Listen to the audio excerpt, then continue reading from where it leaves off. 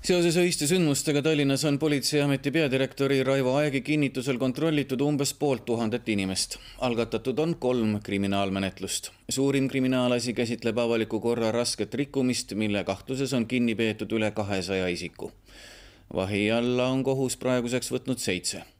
Politsei ei nõustu süüdistusega, nagu oleks politsei operatsioon läbi kukkunud ning Tallinn jäetud kaitseta. Kindlasti, kui me hindame erinevaid protsesse tagantjärgi, kas või meie isiklikus elus, siis me leiame, et midagi on võimalik teistmoodi teha ja paremini teha.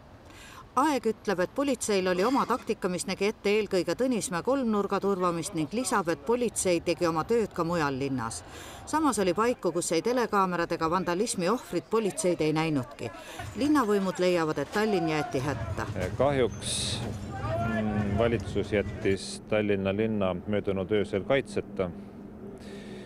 Keskenduti Tõnismäe monumendile ja nendele plaanidele, mis selle monumendi ümber olid.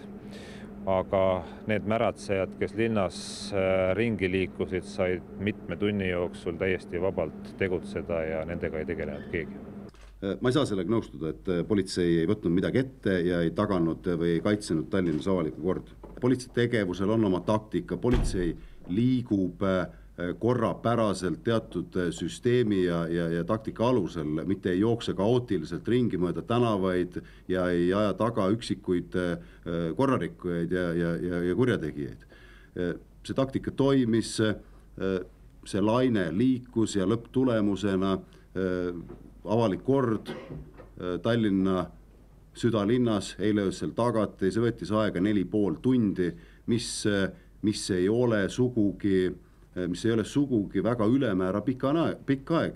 Ma siin ka vastan omalt poolt, et ega paljud isikud peetigi erinevatelt tegudelt kinni ja selle kohta on ka dokumente vormistatud ja tõendeid kogutud, et kindlasti igale inimesele lähenetakse individuaalselt ja vaadatakse, millised tõendid tema vastu on, aga laias plaanis on väga erinevaid tõendeid ja väga erinevates situatsioonides kinni peetud isikuid siin. Et praegu on kinni peetud 3 isikut, keda võidakse seostada massirahutuste organiseerimisega. Avaliku korra raske rikkumisega on kohus andnud loa vahi alla võtta 7 inimest. Üle 20 inimese suhtes on otsus veel langetamata.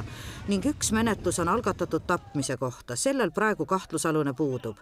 Mis asjaoludel pussitati 20-aastast Dimitrit, kes hiljem haiglas suri, pole veel teada.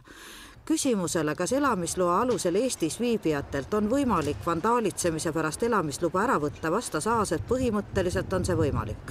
Põhimõtteliselt jah, see võimalus on olemas, aga see on halduskorras, siis Kodakondsus- ja Migratsiooniamet peab sellele registreerima.